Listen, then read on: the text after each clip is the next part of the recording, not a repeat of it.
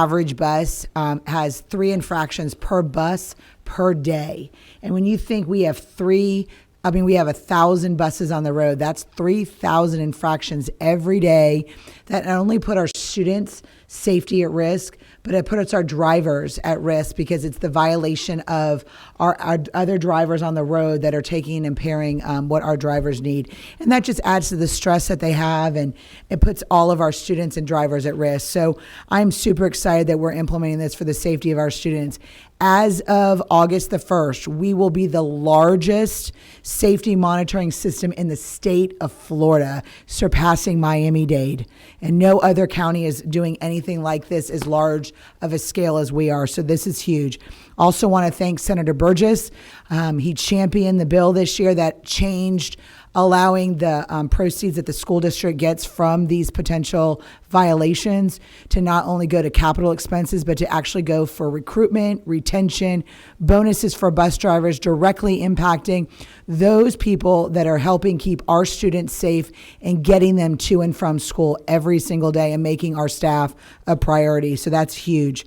I also want to give a shout out to the South Shore Chamber, Plant City Chamber, Valrico Fishhawk Chamber, Brandon Chamber, South Tampa Chamber, the Chancey Realty. I know Member Combs is going to highlight someone in her area, but all of these and anyone else that I have missed that are out there getting our new teachers, our back to school supplies, everybody out there from the public sector, the private sector, business after business that are collecting school supplies for our children. I cannot thank you enough. At the end of the day, if our children do not have the supplies they need, they are not going to be able to have a successful day. And so I want to thank all of our private and public sectors. If I miss an organization, I apologize. But I know there's many more out there in our private sector, our public sectors that are ongoingly collecting supplies. Where was I? We were today, and I was at Fred's Market in Plant City, and there they were collecting school supplies for our new teacher drive for the Plant City Chamber. So it is critically important, and they are critical. Our community partners are so critical to the success of our students, and so I want to thank them very, very much.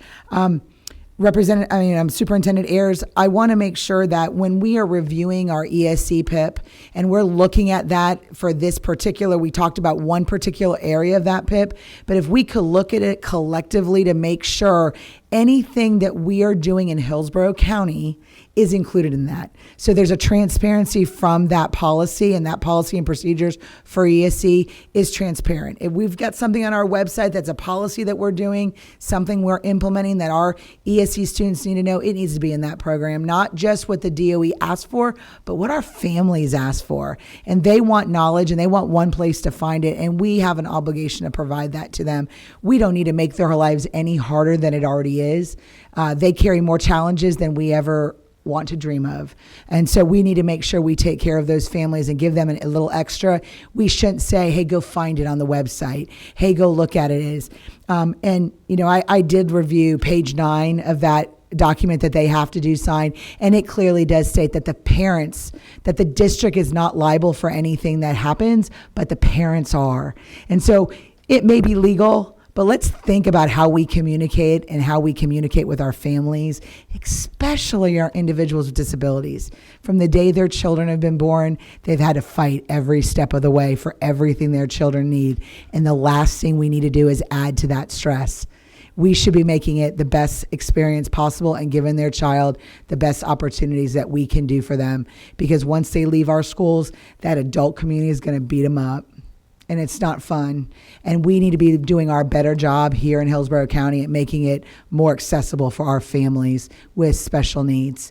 I just cannot emphasize enough that we need to pay attention to what that does. So if we could look at the document in its entirety, I would personally appreciate it very much. Again, welcome back, teachers. Tomorrow you are all back, and we are so excited that you are here. Thank you to our HR department and our principals for doing everything we can for staffing all of our schools. Students, welcome back on August the 12th. We are excited to have you back. Thank you so much.